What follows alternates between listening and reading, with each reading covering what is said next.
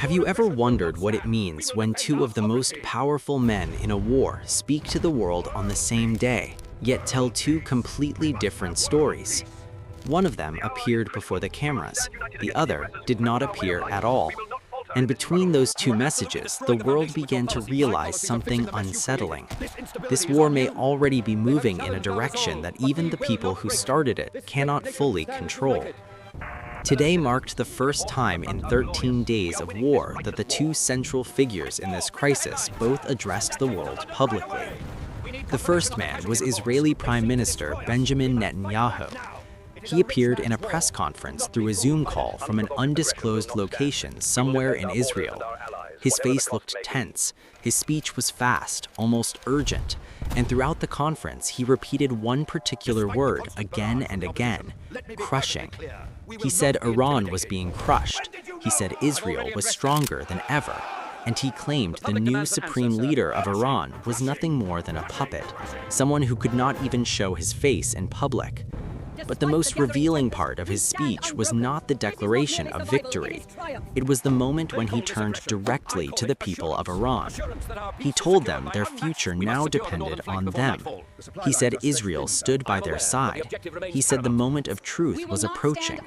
In other words, his message was clear. Israel had done its part. What happened next was now up to the Iranian people. It was his first public press conference since February 28th, 13 days into what many analysts now call the most consequential Middle Eastern conflict since 2003. And according to several reports, this was the war Netanyahu himself once said he had been waiting for 40 years. But while Israel's prime minister spoke directly to the world, the second man never appeared. His message was not delivered from a press room. There was no video, no voice recording. Instead, a news anchor on Iranian state television read his statement aloud. On the screen, there was only a photograph. That man is Mojtaba Khamenei, 56 years old. He became Iran's new supreme leader just 4 days ago, and since February 28th, he has not been seen publicly even once. That date was also the day American and Israeli airstrikes hit the compound where his family lived. According to multiple reports, the attack killed his father, the previous supreme leader of Iran. His mother was killed, his wife was killed, and his son also died in the strike. He himself reportedly survived, but was wounded and forced into hiding. His location remains unknown. Even the most sophisticated intelligence agencies in the world have not confirmed where he is. Yet his first message he delivered to the world carried no sign of compromise. There was no offer of negotiation, no signal of retreat, no small opening for a diplomatic deal. Instead, the tone of the statement was strikingly different. He said Iran would avenge every martyr. He said every citizen killed by enemy attacks would become a case for vengeance. He declared that the Strait of Hormuz remained closed.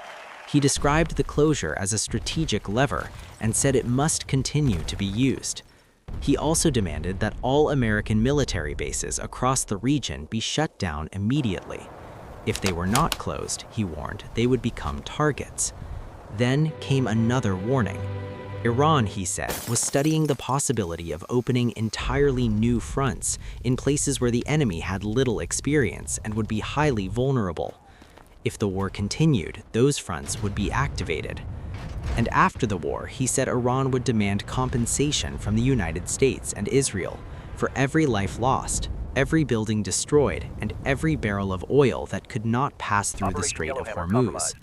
If that compensation was refused, Iran would seize American assets, and if that was not possible, it would destroy an equivalent value of American property. Those are not the words of a collapsing regime. They are not the words of a puppet. They are the words of a man who watched most of his family die in an airstrike and responded by tightening his fist. Netanyahu mocked him during the press conference, saying the new leader could not even show his face in public.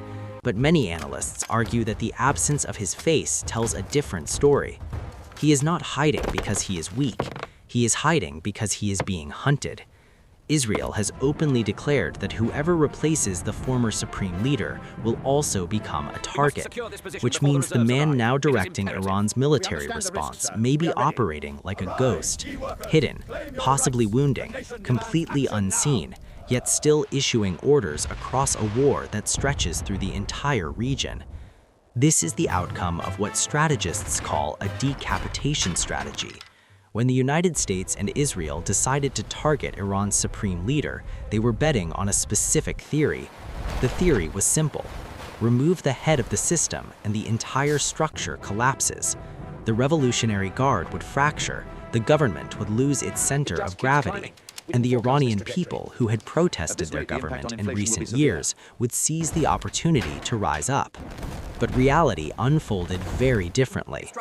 Yes, some Iranians celebrated when the leader was killed, but the political system did not collapse. The military did not fracture, and Iranian missile strikes began within hours of the attack. In times of peace, citizens may protest against their government, but during war, nationalism often replaces protest. When a country is under foreign bombardment, people rarely rise up against their own state. That reality has complicated the original strategy. During his press conference today, Netanyahu said something unusually direct.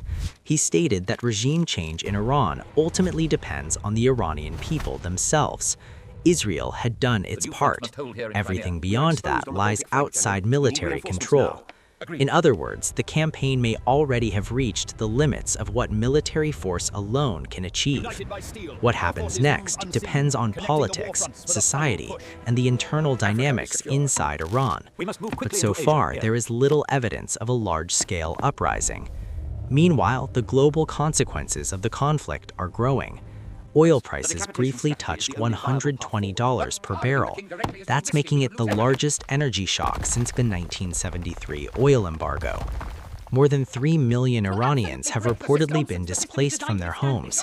Thousands have died, and nearly 20% of the world's oil supply now sits behind a street that remains effectively blocked. While political leaders speak about victory and strategy, the global economy is absorbing the cost hour by hour. And somewhere underground, a 56-year-old man is still issuing orders. He has not been seen publicly since February 28th. No one knows his exact physical condition. Some reports claim he was seriously wounded. Others, still unconfirmed, suggest he may have lost a leg. Iran has neither confirmed nor denied those claims.